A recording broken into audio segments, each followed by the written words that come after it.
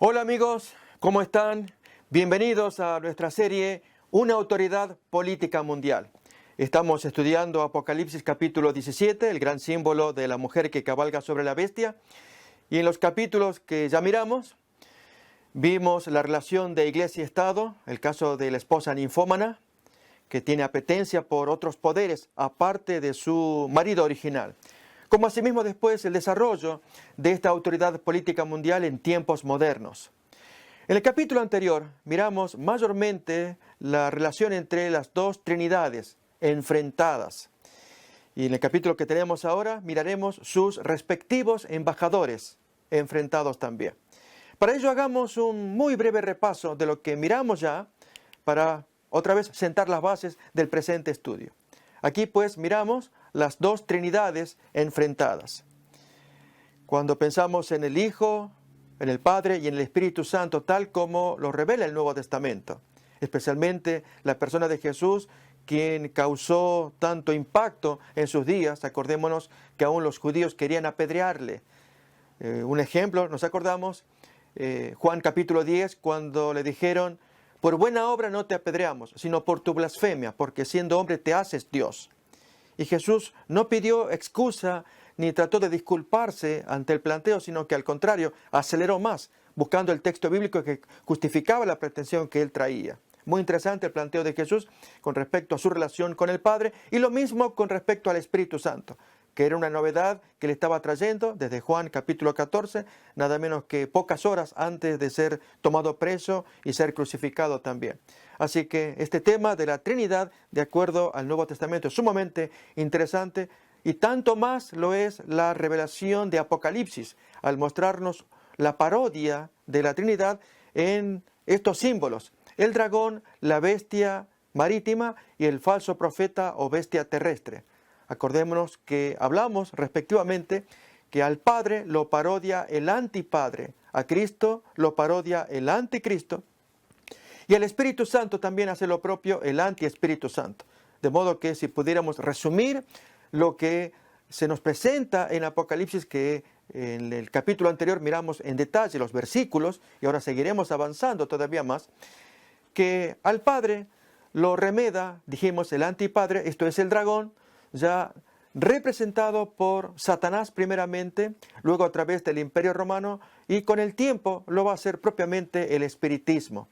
Lo mismo a Cristo lo parodia el anticristo, representado por la bestia marítima, aquella que tiene forma de leopardo con 7 cabezas, y que representa entonces al sistema papal. Y también lo propio al Espíritu Santo lo parodia el anti-Espíritu Santo. Esto es la bestia terrestre, que luego será llamada falso profeta y que representa al gobierno de Estados Unidos. Lo que vamos a mirar a continuación es los 3 espíritus de ambos, los 3 mensajeros de ambos que aparecen enfrentados. En el caso de la bestia que miramos acá, tanto marítima, terrestre como el dragón, el texto bíblico nos dice que ellos, sus bocas lanzan sus respectivos espíritus mensajeros. Leamos pues de Apocalipsis capítulo 16. Y vi salir de la boca del dragón. Allí aparece representada la figura del dragón, tanto de 7 cabezas, y alguna de ellas miramos ahí a un costado, y de la boca de la bestia marítima y de la boca del falso profeta o bestia terrestre. 3 espíritus inmundos a manera de ranas, pues son espíritus de demonios que hacen señales y van a los reyes de la tierra en todo el mundo para reunirlos a la batalla de aquel gran día del Dios Todopoderoso. Y los reunió en el lugar que en hebreo se llama Armagedón. Apocalipsis capítulo 16. Un texto sumamente importante que ya vamos a mirar en más detalle un poco después. Pero también la palabra de Dios nos muestra a la Santa Trinidad enviando sus respectivos mensajeros. Como tenemos acá, la Santa Trinidad y sus 3 ángeles mensajeros, el mensaje de los 3 ángeles, como solemos expresarlo también de una forma más común. Para ello, vamos a ver acá contrastados ambas trinidades. Por un lado, el cielo enviando el mensaje de los 3 ángeles, según Apocalipsis capítulo 14, y por el otro lado, la falsa Trinidad o Trinidad satánica, enviando también sus tres espíritus a manera de ranas, como cuenta Apocalipsis capítulo 16. ¿Será que hay algún paralelo entre ambos? Vamos a ver esto, lo queremos estudiar. Aquí pues tenemos entonces la Trinidad satánica y sus tres espíritus mensajeros. Vamos a mirar a continuación consejos que obtenemos del espíritu de la profecía. Recordemos que esto nos va a ser útil, porque está basado en Apocalipsis, en este caso Apocalipsis capítulo 19, versículo 10. Pero recordemos la historia de este tema. Ya aparece en el Antiguo Testamento, en aquel texto de 2 de Crónicas capítulo 20. En el versículo 14 se nos muestra a Jaziel, hijo de Zacarías, levita, que en la imagen allí dirige su palabra al rey Josafat. El contexto, acordémonos, fue cuando Josafat reúne a toda la población, él temblando como un rey consagrado, y orando a Dios para que Dios interviniera y salvara a toda la población que estaban a punto de ser atacados y destruidos por una vasta multitud mezclada de adversarios contra el pueblo de Dios. Y mientras dirigía sus mejores palabras el rey Josafat, allí es interrumpido por Jaziel, levita, quien, movido por Espíritu Santo, él habla palabras de aliento, tanto al rey Josafat como a toda la población. Y el impacto fue tal en el rey, un rey amable, humilde, que él cree en esa voz profética. Como dice a continuación, creed en Jehová, dice Josafat a toda la población. Creed en Jehová vuestro Dios y estaréis seguros. Creed a sus profetas y seréis prosperados. Y por profeta se refiere allí a la aparición del don de profecía, una aparición esporádica en la persona de Jaziel, porque no apareció más. Es decir, Dios, cuando quiere manifestarse con el don de profecía, lo puede hacer en forma más seguida, consecuente, como fue en general con los profetas, quienes llevaban ese oficio profético por años. Pero en este caso fue esporádico, como Jaziel, que allí Dios tocó ese corazón consagrado, se convierte en el vocero de Dios, pero luego otra vez ya Dios no se comunicará más por medio, al menos, de ese hombre. Pero hay aquí también que en el Nuevo Testamento tenemos la expresión también de don de profecía o espíritu de la profecía. Lo vemos aquí en las palabras del ángel acompañante, como leemos, que el ángel acompañante de Juan llama profetas a sus compañeros de servicio, también llamados consiervos, que llevan el espíritu de la profecía, Apocalipsis capítulo 19, 10 y 22, 8, 9, que lo vemos allí en el diálogo que tienen el ángel con respecto a Juan, que está inclinándose. En dos ocasiones apareció este error de Juan de postrarse ante una criatura. El ángel pues dice estas palabras: no lo hagas. Yo soy consiervo tuyo y de tus hermanos los profetas, los cuales retienen el espíritu de la profecía. Al unir ambos textos, ambos casos de adoración de parte de Juan. Nuevamente Apocalipsis 19 y Apocalipsis capítulo 22. Bien, ¿quién es el espíritu de la profecía? ¿Quién lo carga? ¿Quién habla al respecto? Bien, este es un tema que lo estudiaremos en otra ocasión, muy interesante, ver los fundamentos de esta voz profética, cuyo propósito es muy simple, es solamente arrojar más luz para entender el texto bíblico. Quien entiende el texto bíblico no necesita el espíritu de la profecía, porque está claro en el texto, pero hay quienes, aún teniendo el texto, dudan de él. Y entonces, para que no haya excusa, aparece un comentario que arrojará más luz y unirá los textos necesarios para que entonces ya no tengamos excusa de entender tal como Dios quiere que se entienda el texto. Un ejemplo es el concepto de la marca de la bestia. Es contundente lo que el texto significa. Esto vamos a mirar ahora también. Pero antes miremos acerca de la Trinidad satánica. ¿Cuál es el propósito? Lo vamos a leer desde el espíritu de la profecía. Recordemos que hasta este momento miramos tres grandes poderes. Esto fue una explicación que se dio en el tema anterior. Se abundó en detalles con versículos bíblicos también, aún incluso desde el otro capítulo del pseudo-mesianismo revelado. Acordémonos que habíamos citado el párrafo 675 del Catecismo de la Iglesia Católica, como también las notas editoriales de la Biblia de Jerusalén, capítulos 12 y 13. En fin, para no repetir el tema, solamente queremos decir que se ha argumentado bíblicamente al respecto. Pero miremos ahora una descripción del espíritu de la profecía sobre lo que se ha dicho con respecto a la Biblia. Esto aparece en el libro Conflictos de los Siglos, escrito por Elena White. En la página 645 aparece este comentario. Merced a los dos errores capitales, el de la inmortalidad del alma, la inmortalidad natural, y el de la santidad del domingo, Satanás prenderá a los hombres en sus redes. Mientras leo esta porción, permítame comentar. Acá se habla de errores capitales. Efectivamente, el de la inmortalidad natural del alma, que es un tema que lógicamente muchos hermanos evangélicos y católicos no apreciarían que se diga que se trata de un error, y menos un error capital. Sin embargo, esto lo estamos desarrollando en otra serie que hemos titulado Creencias populares al descubierto. Y allí mostramos bíblicamente la naturaleza y el fundamento de esta creencia, una creencia popular, que viene ya desde la antigüedad, calculemos del tiempo de los egipcios, también por los griegos, y ver entonces en las culturas cómo creía esta gente sin la base bíblica, pues la Biblia enseña de otra manera respecto del alma. Que efectivamente haya alma no se discute, así lo enseña la palabra de Dios, pero que esta alma viva en forma inmortal, inmortalidad natural del alma, pues allí tenemos un problema, ya que la palabra de Dios lo contradice nada menos que en el mismo Génesis. Y esto es, cuando Adán y Eva pecaron, se convierten en mortales. ¿Por qué? Porque el texto nos va a decir, en el capítulo 3, en los últimos versículos, que Dios está interesado en que la pareja culpable no alargue su mano y tome también del árbol de la vida y coma, y el segundo error sea peor que el primero, y viva para siempre. Allí sí podemos hablar de un alma inmortal. Esto es, que luego de haber tomado del árbol prohibido, ya son pecadores. Luego entonces tomen del otro árbol, el árbol de la inmortalidad, que era el árbol de la vida, pues lo comieran y fueran inmortales. Esto sí ya es demasiado. Bien, no queremos extendernos en este tema, que se desarrolla más, como dijimos, en la serie Creencias populares al descubierto. Pero por lo pronto ya vamos adelantando que lo que está puesto acá, de parte del espíritu de la profecía, tiene su base, su explicación. Lo mismo también con respecto al otro tema, el otro error capital, la santidad del domingo.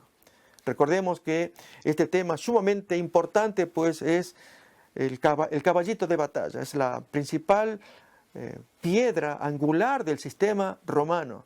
Acordémonos que así Lutero, que se separa de la Iglesia Católica para 1530, en la Confesión de Augsburgo, artículo 28, él se queja de la insistencia romana de la práctica dominical de Lutero, que Lutero, habiéndose separado de la Iglesia Católica, él no tenía derecho de retener algo de la Iglesia Católica si es que él quería vivir separado. Pues que busque otro argumento, otro día para adorar, pero no el domingo porque era patrimonio católico. Y no obstante, Lutero pues no sabía cómo defenderse, porque cuando se encontró con la práctica sabatariana, acordémonos que ya comentamos en algunos de los capítulos también, de Osvaldo Gleit. Este fue un sacerdote católico que se hizo luterano, abrazó la idea de Lutero, pero avanzó más en su investigación y descubrimientos bíblicos. Él se hizo luego anabaptista, desechó la práctica católica y aún luterana del bautismo por aspersión, de mojar apenas la cabeza a los niños. Y luego abrazó más todavía en su fe la creencia sabatariana del sábado como séptimo día y día de adoración y descanso para el Señor. A lo cual Lutero pues aborreció, lo trató como un hereje. Y sin embargo, Osvaldo Gleit estaba más a tono con la postura católica. ¿Cuál era?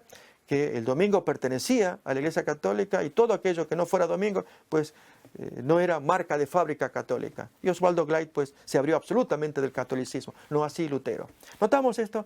Entonces, con esto queremos decir que estos temas tienen su peso, su base, como estamos escuchando, de los dos errores capitales, el de la inmortalidad natural. La palabra de Dios enseña una inmortalidad condicional.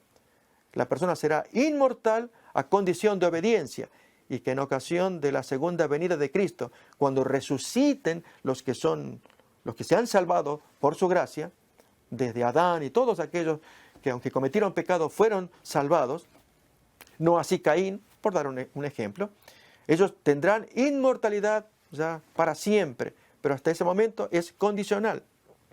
Y es donde Dios tiene que evaluar en el juicio investigador el caso de cada cual. Bien, otra vez repasamos el pensamiento. Merced a los dos errores capitales, el de la inmortalidad del alma y el de la santidad del domingo, Satanás prenderá a los hombres en sus redes, mientras aquel, el de la inmortalidad del alma, forma la base del espiritismo. Este, el de la santidad del domingo, crea un lazo de simpatía con Roma. Los protestantes están en el medio. Y con ello ya hablamos de protestantes apóstatas, porque descuidaron el estudio de la palabra de Dios, nada menos que para trazar entonces, extender con sus brazos, vamos a leer el pensamiento, en un doble abismo, y los tres van a formar la triple alianza o trinidad satánica. Miremos cómo lo expresa el espíritu de la profecía. Los protestantes de los Estados Unidos serán los primeros en tender las manos a través de un doble abismo al espiritismo y al poder romano. ¿En qué sentido? Los protestantes que están en el medio, a través de la doctrina de la inmortalidad del alma, extienden su mano hacia el espiritismo, y a través de la santidad del domingo extienden su mano hacia el poder romano. Luego entonces sigue, y bajo la influencia de esta triple alianza, esto es, el espiritismo, que es Satanás, el protestantismo apóstata y el poder romano, ese país marchará en las huellas de Roma, pisoteando los derechos de la conciencia.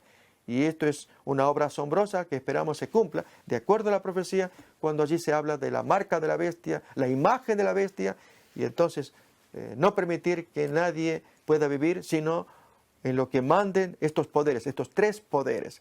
Miremos otro pensamiento más, también de Elena White, en su libro Testimonios para la Iglesia, el tomo 5, dice lo siguiente.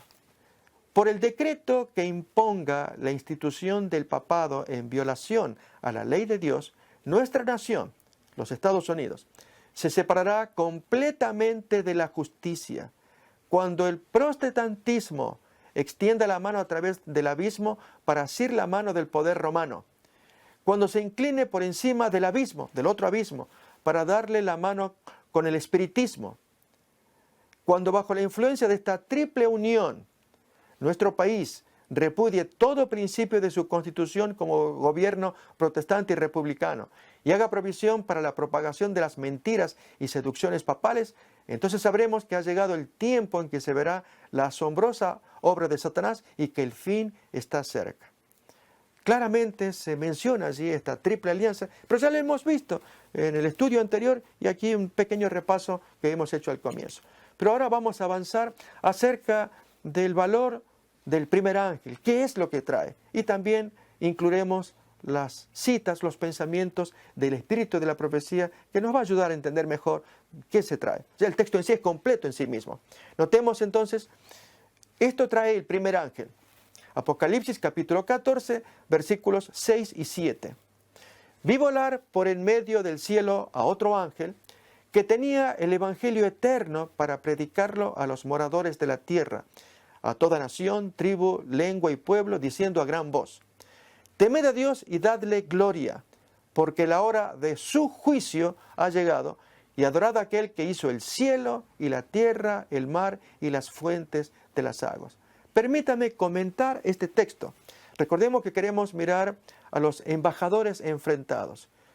Aquí tenemos 3 embajadores de parte de la Santa Trinidad, de los cuales estamos leyendo, ya el primer ángel, como también vamos a mirar los embajadores de la Trinidad satánica. Comentamos del primero.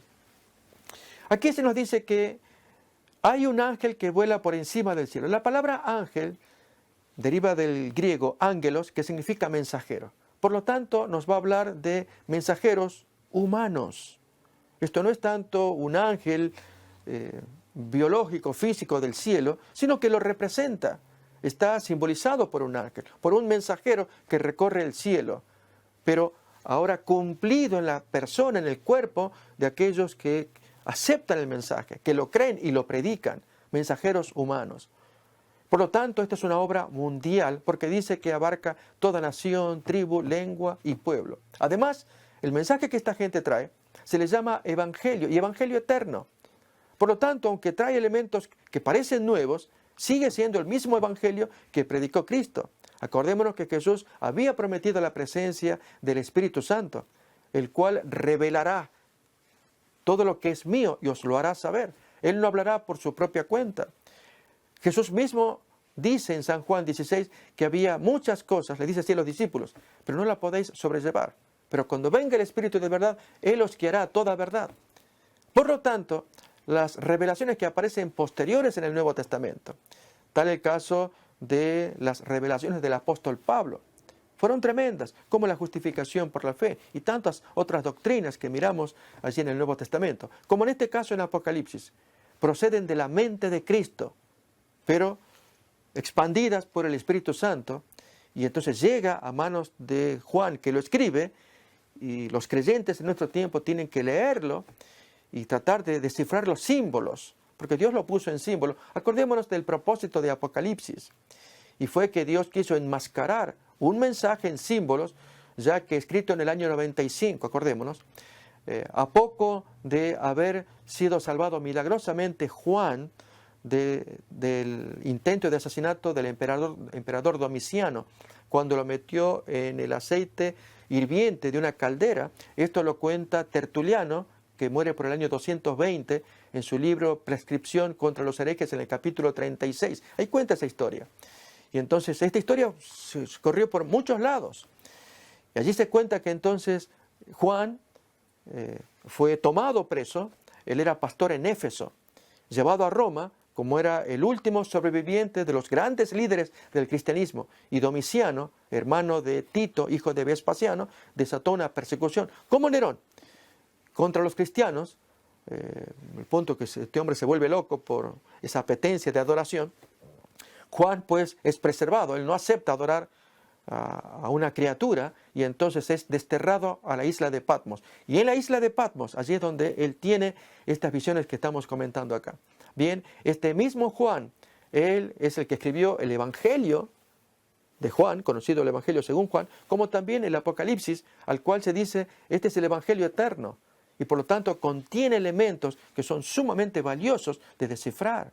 Y decíamos que el mensaje había sido enmascarado en símbolos para proteger tanto al autor, tanto el contenido, como también a los lectores. ¿Por qué? Porque se hablan allí de los poderes enemigos, simbolizados.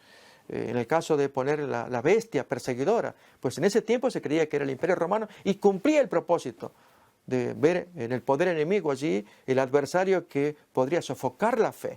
Los creyentes pues identificaban al enemigo, se unían entre sí como hermanos creyentes, recordemos las catacumbas, mientras soportaban la persecución. Pero así entonces el Apocalipsis corría de boca en boca mediante la tradición o por escrito. Y recordar bien lo que decía el texto, ¿sí? Y al estar enmascarado el mensaje, corresponde a los creyentes a lo largo del tiempo desenmascararlo, ver cuál es el programa de ataque del enemigo y a la vez lo que Dios pide del creyente para que preserven su fe. En este caso, se nos dice que este ángel que vuela sobre toda la tierra está llevando un evangelio que es eterno. Y por lo tanto no puede haber contradicción entre lo que se enseña en Apocalipsis con lo que traen los evangelios o hechos, donde predican los apóstoles también. Pero ¿qué es el mensaje? Dice allí, temed a Dios y dadle gloria, porque la hora de su juicio ha llegado. Efectivamente, con estos tres mensajes, allí nomás en el capítulo 14, a continuación se va a presentar el advenimiento de Cristo, también en forma simbólica. Cuando allí se dice a un ángel, echa tu hoz y vendimia, cosecha el trigo, la uva, etc. Hablando, representando la segunda venida de Cristo. Pero entonces dice allí, la hora de su juicio ha llegado. Y por lo tanto es una hora solemne, porque como ocurre con todo juicio, y si el ser humano, todo ser humano es juzgado, pues cada uno tiene que verse preparado, de modo que cuando el ojo escrutador de Dios comienza a mirar y a juzgar, y uno tiene que estar en las condiciones óptimas, en paz con Dios. Acordémonos que ese ojo escrutador, lo revela el libro de Daniel, pasó por el reino de Babilonia, y especialmente por aquel gran salón donde estaba Belsasar, celebrando su idolatría, bebiendo vino con sus concubinas, sus príncipes, adorando los dioses falsos y trayendo los vasos sagrados del templo prohibidos para él. Y allí ya Dios lo sentenció. Acordémonos con la escritura en la pared. Bien, acá es algo similar, que el juicio comienza. La pregunta que surge es, ¿quién lo predicó? ¿Cuándo ocurrió? ¿Hubo tal cosa como algún movimiento humano que predicara estas cosas del advenimiento del juicio? Bien, eso queda pendiente por mirar ahora. Pero sigamos leyendo el texto. Dice, porque la hora de su juicio ha llegado y adorad, notemos esto, al Creador. Y en este tema es sumamente importante porque para el final del tiempo, antes de la venida de Jesús, Dios se presenta no solamente como juez, se presenta como el dueño creador de este mundo. Y el recuerdo que quedó de su creación, ¿cuál fue? Acordémonos que cuando Adán y Eva fueron echados del Edén, ellos solamente pudieron llevarse 3 cosas del Edén. ¿Pensamos esto alguna vez? La primera, se llevaron la ropa que Dios les puso por el pecado cometido. Se sacrificó un animal, entonces se los vistió y cuando se los echó del Edén, eso es lo que ellos se llevaron. Eso fue una. Pero esto es algo físico, pero 2 cosas mucho más valiosas ellos se llevaron. ¿Cuál es? La institución del matrimonio. Allí Dios formó el matrimonio entre hombre y mujer heterosexual. Ese es el modelo que Dios dejó. Y como dueño del modelo, Él viene a hacer un juicio. Es un pensamiento solemne que trae aquí el primer ángel. Pero además, Adán y Eva se llevaron otra institución más. Si la una fue creada en el 6º día, la otra fue creada al día siguiente. ¿Cuál es? La santificación del sábado. Es así como nos lo presenta Génesis capítulo 2, versículo 3, donde dice que Dios no solamente descansó, no solamente bendijo el 7º día, sino que también lo santificó. Y hacer santa una cosa, consagrada, significa haberla separado. Algo santificado es algo consagrado, separado. Y efectivamente el 7º día de la semana es separado de los otros 6 días comunes, profanos, normales, vulgares, digamos así. Pero este no, este está santificado. Y es que Dios lo santificó y cada vez que el hombre pase por ese segmento de tiempo de 24 horas, ¿cuál es el 7º día? Debe recordar, es un día hecho santo desde la misma creación, como lo fue también el matrimonio, que fue creado heterosexual. Y cuando uno cambia los modelos, pues entra en problemas con el Creador, que a la vez es el juez. Así que de esto trata también el mensaje. Adorad a aquel que hizo el cielo y la tierra, el mar y las fuentes de las aguas.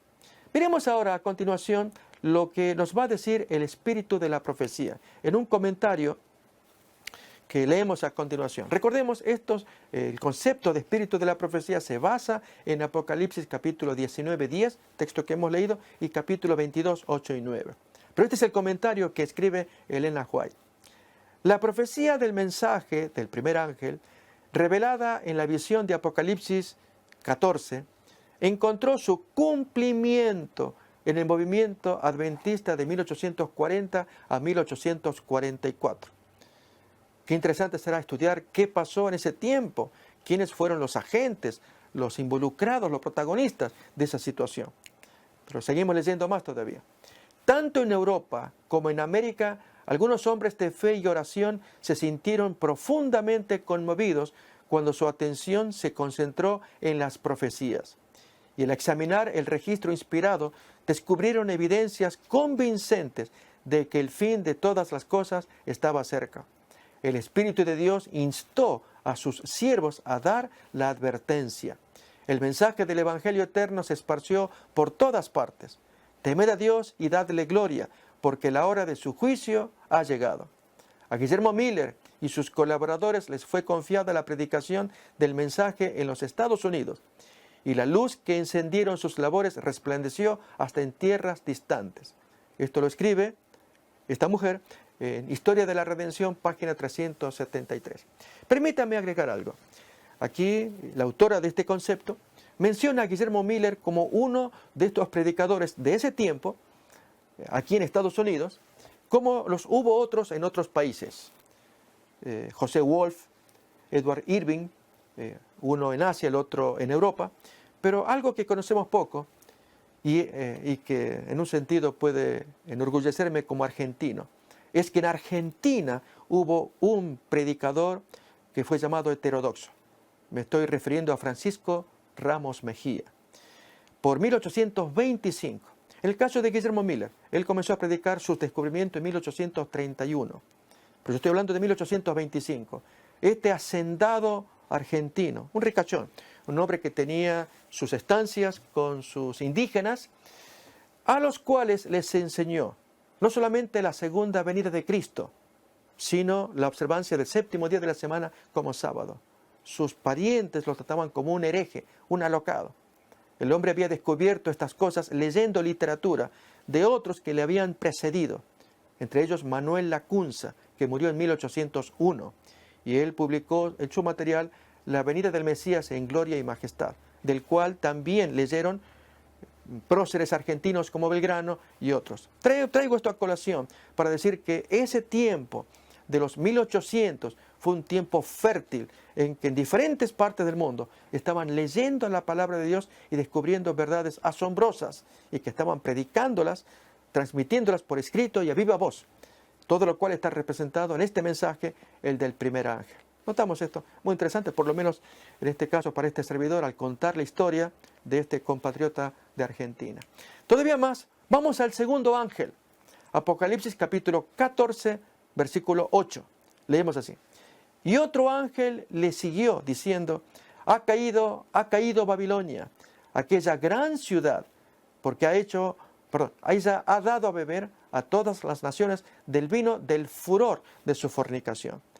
Recordemos que este texto lo hemos visto también en el primer capítulo de esta serie, cuando hablamos de aquella esposa ninfómana, la relación de Estado-Iglesia. Aún incluso nos animamos a traducir el texto de otra manera, más moderna, si me permiten, para entender qué violento es. Tal vez uno está acostumbrado a leerlo, pero al verlo de otra manera. Lo leo otra vez. Y otro ángel le siguió diciendo, ha caído Babilonia, aquella gran ciudad, porque ella ha dado a beber a todas las naciones del vino del ardor de su calentura o del furor de su fornicación. Son sinónimos.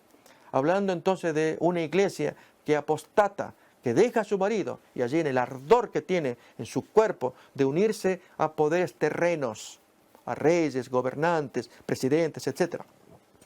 Esta denuncia se tiene que dar, pero aquí que este mensaje viene ya unido, compactado con tres mensajes, recordemos. Este es el segundo.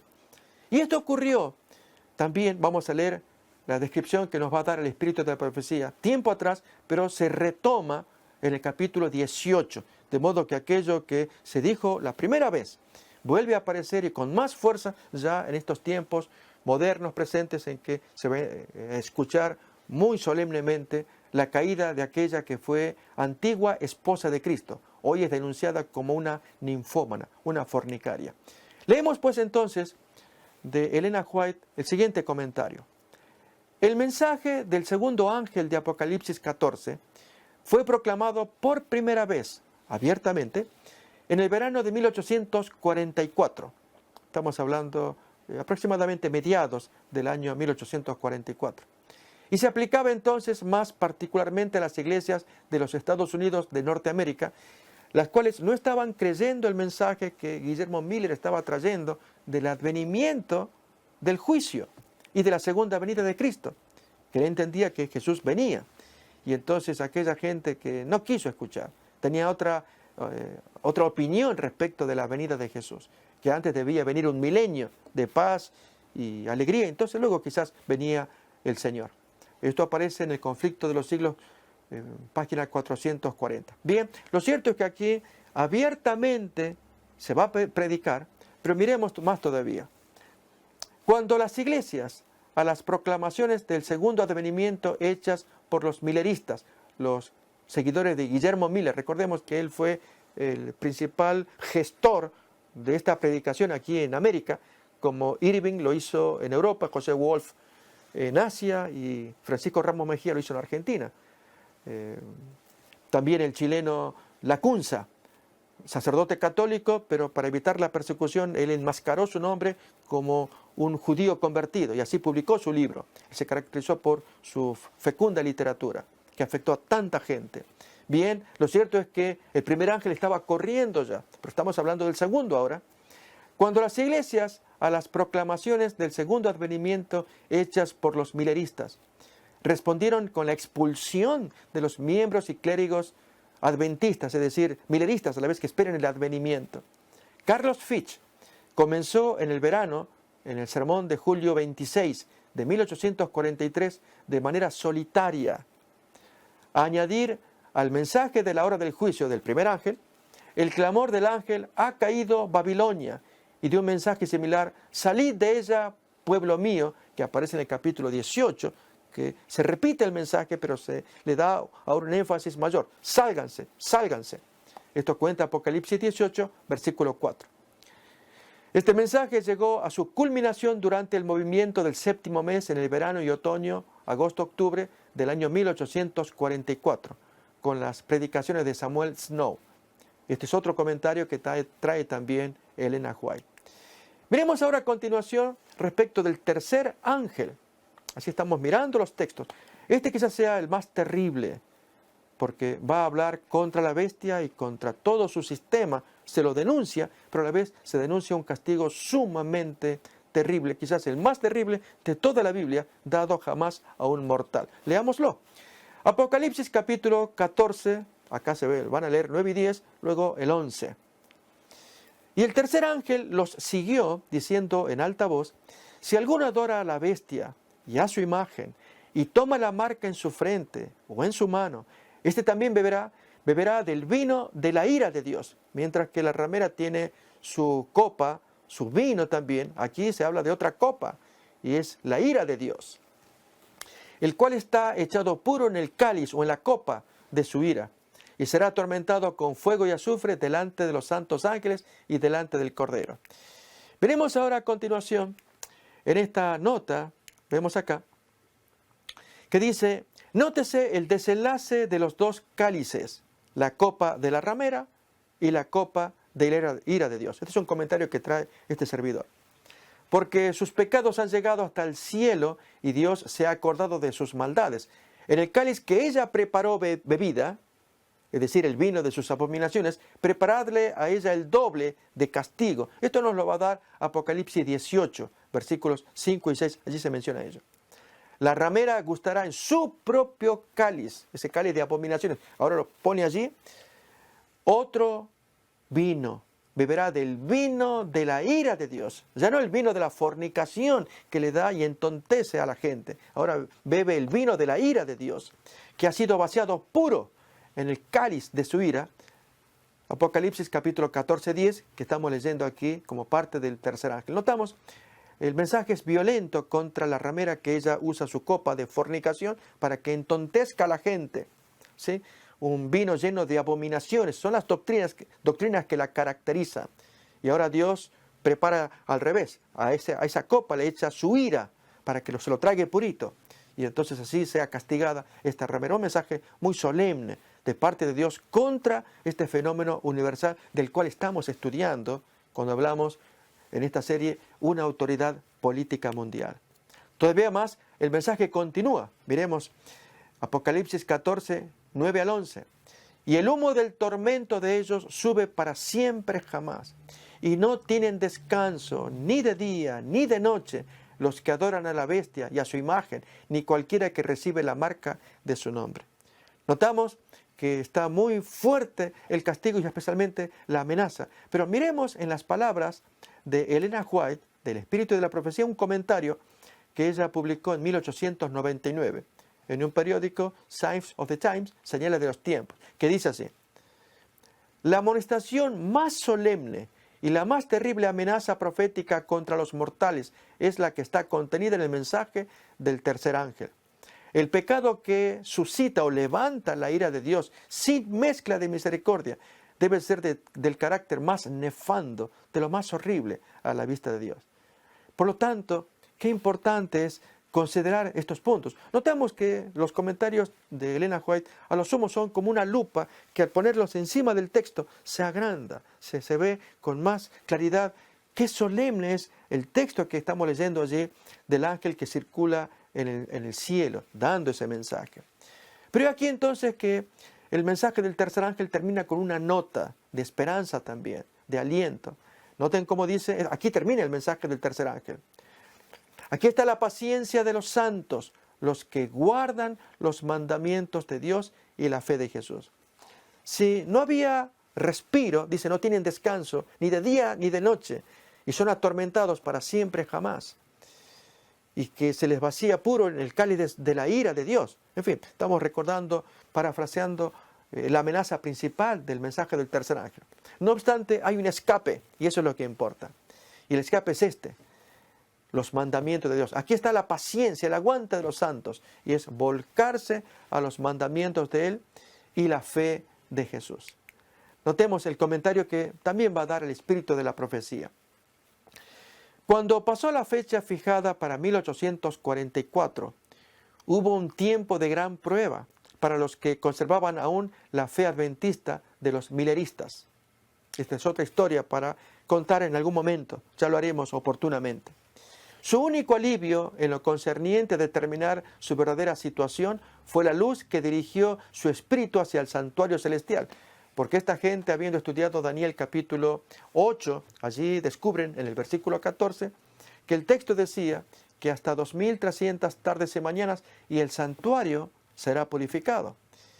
Y esta gente, por los 1840, escucharon el mensaje y fueron inducidos a mirar allí que el santuario, y creían que el santuario era la tierra, cuando en verdad no imaginaban que había un santuario en el cielo también, ya que el santuario de la tierra había sido destruido, acordémonos del año 70. Por lo tanto, ¿qué otro santuario que había que ser purificado? Suponían pues erróneamente que ese santuario a ser purificado era la misma tierra, y este fue el error de Guillermo Miller, pues la gente creyó que para el tiempo señalado de los 2300 días, 2300 tardes y mañanas, 1844, octubre en particular, pues Jesús venía en la segunda venida para purificar este santuario, la tierra. Es un concepto erróneo que se manejó. Lo cierto es que, producido el chasco, era natural. Jesús no estaba, la profecía no hablaba de que Jesús venía aquí a la tierra, sino más bien que purificaba el santuario. Pues al mirar el santuario, allí descubren con textos de Hebreos 8, Apocalipsis 11 y tantos otros textos que hay un santuario en el cielo y que había que ser purificado. La pregunta es, ¿purificarlo de qué? ¿De qué está sucio ese santuario en el cielo? Pues mi querido amigo, el santuario del cielo se ensucia cuando los ángeles anotan tu pecado y el mío. Y allí se anotan los registros del cielo, y todos esos registros de millones de personas y cuántos pecados que se cometen están anotados en el cielo. Y en algún momento comienza la limpieza, es lo que se llama el juicio investigador, empezar a averiguar los casos de todos. Y con la aprobación entonces ya quedan señalados, sellados, los 144.000. Y entonces escapan a la gran destrucción de aquellos otros que se dejaron poner la marca. Reitero otra vez la lectura. Cuando pasó la fecha fijada para 1844, hubo un tiempo de gran prueba para los que conservaban aún la fe adventista. Su único alivio en lo concerniente a determinar su verdadera situación fue la luz que dirigió su espíritu hacia el santuario celestial. Pues el texto de Daniel 8:14 hablaba de ello, un santuario, pero había que mirarlo allá arriba y no aquí simbólicamente el santuario de la tierra. Mientras esperaban, velaban y oraban para conocer la voluntad de Dios, llegaron a comprender que su gran sumo sacerdote había empezado a desempeñar otro ministerio, dice el texto allí, y siguiéndole con fe, fueron inducidos a ver además la obra final de la iglesia. Obtuvieron un conocimiento más claro de los mensajes de los primeros ángeles, el primero y el segundo, y quedaron preparados para recibir y dar al mundo la solemne amonestación del tercer ángel de Apocalipsis 14. ¿Cuál es la nueva luz que estaban recibiendo? Pues el mensaje del tercer ángel ya lo traía. ¿Qué decía? Aquí está el aguante de los santos, los mandamientos de Dios. Efectivamente, el último pueblo que quedará en la tierra será el pueblo que defenderá la ley de Dios, los 10 mandamientos. Y esto es lo que Dios está esperando, que su pueblo lo esté haciendo. Y lo hace, y cuánta gente que oye, que se suma, y cuánta gente que oye y que se resiste o aún combate el mensaje. Pero aquí que entonces también tenemos al partido opuesto. Así como teníamos de parte del cielo el mensaje de los 3 ángeles que describimos así rápidamente, lo propio también de la Trinidad satánica, que tiene también sus 3 espíritus demoníacos, de lo cual vamos a comentar a continuación. Miremos aquí la plaga de las ranas en Egipto. Acordémonos que el texto ¿Cómo nos decía? 3 espíritus inmundos a manera de ranas. Esos son los 3 mensajeros. Bien, ese texto está inspirado en una de las plagas de Egipto, la plaga de las ranas. Leamos el texto, vamos a mirar con más detalle. Allí era insoportable porque se nos menciona que hubo un remedio a este milagro hecho por Aarón, por Moisés, de parte de Dios. Notemos acá el texto de Éxodo 8, los 7 primeros versículos. Leemos así. Entonces Jehová dijo a Moisés: entra a la presencia de Faraón y dile: Jehová ha dicho así, deja ir a mi pueblo para que me sirva. Y si no lo quisieres dejar ir, he aquí, yo castigaré con ranas todos tus territorios. Y el río criará ranas, las cuales subirán y entrarán en tu casa, en la cámara donde duermes, y sobre tu cama, y en las casas de tus siervos, en tu pueblo, en tus hornos, en tus artesas. Y las ranas subirán sobre ti, sobre tu pueblo, y sobre todos tus siervos. Y Jehová dijo a Moisés: di a Aarón: extiende tu mano con tu vara sobre los ríos, arroyos y estanques, para que haga subir ranas sobre la tierra de Egipto. Entonces Aarón extendió su mano sobre las aguas de Egipto, y subieron ranas que cubrieron la tierra de Egipto. Y notemos, este es el detalle importante de esta porción. Y los hechiceros hicieron lo mismo con sus encantamientos, e hicieron venir ranas sobre la tierra de Egipto. ¿Qué es lo que pasa en esta circunstancia? Pues Faraón debía tomar una decisión respecto del mandato de Dios. Dios venía hablando por medio de sus siervos, dando orden a Faraón de que libere al pueblo esclavizado. Y con cada señal, pues Faraón miraba y veía, primeramente llamaba a sus hechiceros para imitar. Así pasó desde la primera señal. Y al ver que los hechiceros, que Satanás, mediante sus hechiceros, imitaba el milagro, pues esto fortalecía la incredulidad de Faraón. Y los despachaba diciendo: si ustedes hacen trucos, mis hechiceros también los hacen. Y si ustedes pretenden con esto infundirme miedo, pues sepan que acá es truco de parte de ustedes. Porque acá ustedes lo están mirando. Mis siervos, mis hechiceros también tienen poder semejante a ustedes. Bien, lo cierto es que efectivamente a cada milagro de las plagas de Egipto, Faraón recurría a sus hechiceros, como en el caso de las ranas. Hubo casos en que los hechiceros no pudieron hacerlo, el poder de Dios era superior, como el caso de los sarpullidos. Hasta los mismos hechiceros sufrieron esta plaga del sarpullido. Bien, pero miremos ahora en un texto del Nuevo Testamento, donde Pablo, en la carta a Timoteo, segunda carta, capítulo 3, escribe lo siguiente, acerca de estos hechiceros. Y de la manera que Janes y Jambres resistieron a Moisés, así también estos resisten a la verdad. Hombres corruptos de entendimiento, réprobos en cuanto a la fe. Segunda de Timoteo 3:8. Solo que de Janes y Jambres no hay registro en el Antiguo Testamento, por nombre. Sabemos que fueron hechiceros de Faraón, pero no se dan los nombres. Excepto el Targum del pseudo Jonatán, cuando comenta, Targum es un comentario de los textos bíblicos, comentando Éxodo 7:11, allí aparecen los nombres ya antes de que Pablo escribiera, ya estaba el Targum corriendo, y entonces Pablo toma de allí y pone nombre y apellido a esta gente. Lo que importa es que estas son las personas puestas por Faraón para contrahacer, para falsificar, para imitar, y con ello resistirse a la voluntad de Dios. Ya vamos imaginando en qué consiste la labor de los 3 espíritus inmundos a manera de ranas, pues van a contrahacer el mensaje de los 3 ángeles, induciendo a los reyes de la tierra que no crean, sino que crean a los mensajes que ellos traen, a los milagros que traen. Algo asombroso, algo repugnante. Pero sin embargo, vamos a leer un poco después el texto. ¿A dónde conduce esto? Miremos acá entonces nuevamente que de la boca de la Trinidad satánica, de cada miembro de la Trinidad. Por un lado tenemos allí al dragón, y de su boca sale un espíritu a modo de rana. Luego de la boca de la bestia marítima, que tiene 7 cabezas, boca de león, cuerpo de leopardo y patas de oso. También de su boca sale un espíritu inmundo. Y del tercer poder, la bestia terrestre, llamada falso profeta, también sale de su boca un espíritu inmundo. Como dijimos, son espíritus que van a contrahacer tal como nos lo cuenta 2 de Timoteo 3:8. Y ahora sí, miremos el texto de Apocalipsis. Y vi salir de la boca del dragón y de la boca de la bestia marítima y de la boca del falso profeta 3 espíritus inmundos a manera de ranas que contrahacen la obra del mensaje de los 3 ángeles. Estas ranas representan a su vez a los 3 poderes. Pero miren ahora lo que hacen estos poderes.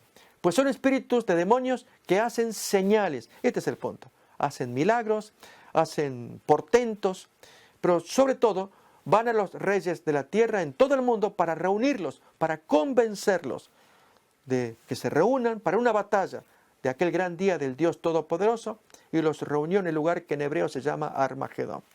Este tema del Armagedón es otro tema sumamente importante, pero permítaseme adelantar al menos que se trata, no como algunos creyeron, de una guerra horizontal. Esto es, de alguna pelea entre una potencia del Oriente contra alguna de Occidente, que si el Armagedón se verificaría con las bombas nucleares de Corea del Norte contra Estados Unidos y Estados Unidos contra Corea del Norte, como ocurrió en tiempos de la Segunda Guerra Mundial, que mucha gente creía pues que allí ya estaba el Armagedón. Y efectivamente, con la gran conflagración, la gran guerra que hubo, tanto la Primera como la Segunda Guerra Mundial, ¿cuántas personas no creían en ello, que ya era el fin de todas las cosas? Estaba ya a las puertas del Armagedón. Bien, el punto es que no se trata de una guerra de naturaleza horizontal, sino más bien vertical. Es entre el cielo y la tierra, entre una Trinidad y la otra, donde aquí la Trinidad del cielo manda sus 3 mensajes angélicos con mensajes certeros, tremendos, profundos. A su vez, la Trinidad satánica manda sus propios emisarios para contrahacer, para debilitar, para embaucar, pero a la vez también para enfrentar este mensaje, que no se le crea y que en verdad más bien se reúnan a todos los potentados de la tierra y reunirlos para exterminar en aquella batalla llamada Armagedón a todos los santos que se oponen a la marca de la bestia. Es algo tremendo y no obstante tan importante de conocer. Pero vamos a mirar a continuación el cumplimiento de este símbolo. Acá lo tenemos. El primero, el falso profeta. Recordemos que hace bajar fuego del cielo.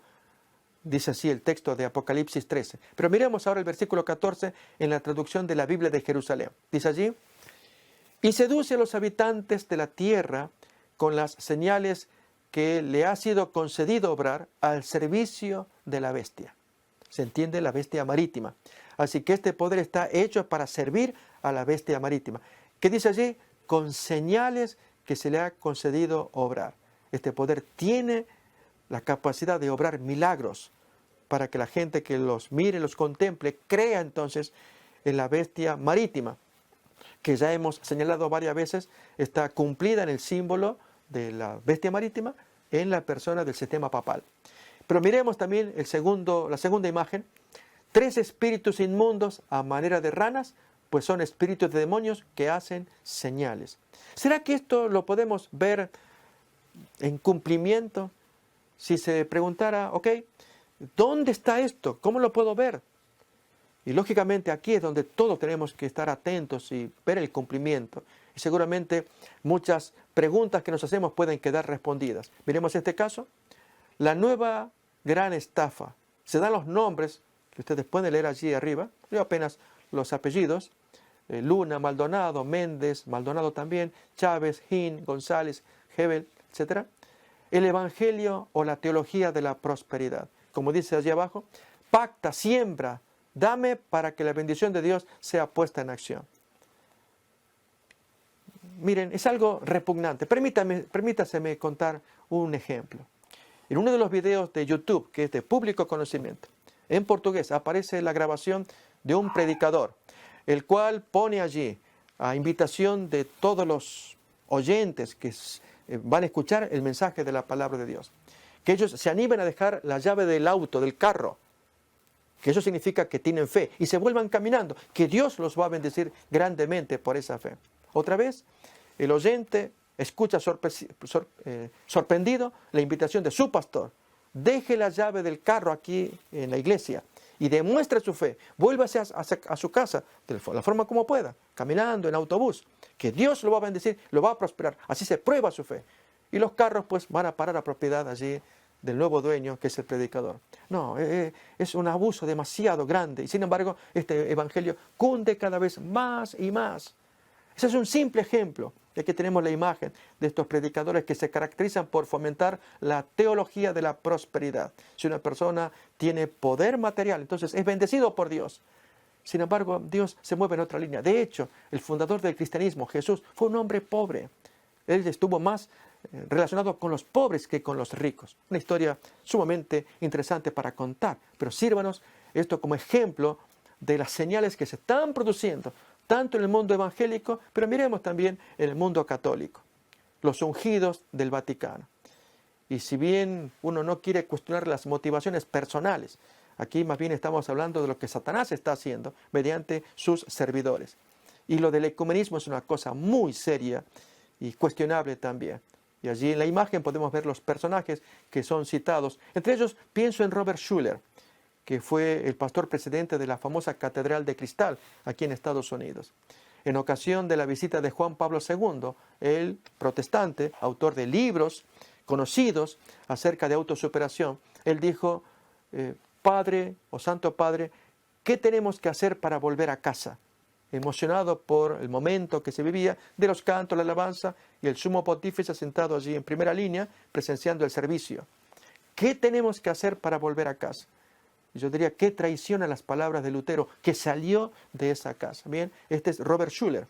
Allí su discípulo Juan Carlos Ortiz y los demás nombres. Benny Hinn, conocido también, o Dante Gebel, se lo ve allí, compatriota, rockero, un pastor evangélico y a la vez rockero también. Ok, lo que decimos con esto es solamente poner en evidencia que es cierto lo que dice la palabra de Dios, que habrían señales, o como leemos este último texto, entonces se manifestará aquel inicuo. La palabra griega es anomos, en 2 de Tesalonicenses capítulo 2, 8 y 9, que significa transgresor de la ley, cuyo advenimiento es por obra de Satanás, con gran poder y señales y prodigios mentirosos. Si este inicuo, el por antonomasia transgresor de la ley, aparece por obra de Satanás con milagros, prodigios y demás, se levanta también formidablemente el grupo que le hará frente, los 144,000, los que guardan los mandamientos de Dios y tienen la fe de Jesús. Así, amigos, les queremos invitar que ustedes puedan formar parte de esta cohorte, de este séquito, que son los 144,000, aquel remanente final de la iglesia que fue perseguida desde sus inicios. Con esto damos ya el paso adelante para el siguiente tema. Así hemos escuchado de la serie Una autoridad política mundial, el capítulo Los embajadores o sus embajadores enfrentados. Hasta nuestro nuevo encuentro, gracias por habernos acompañado.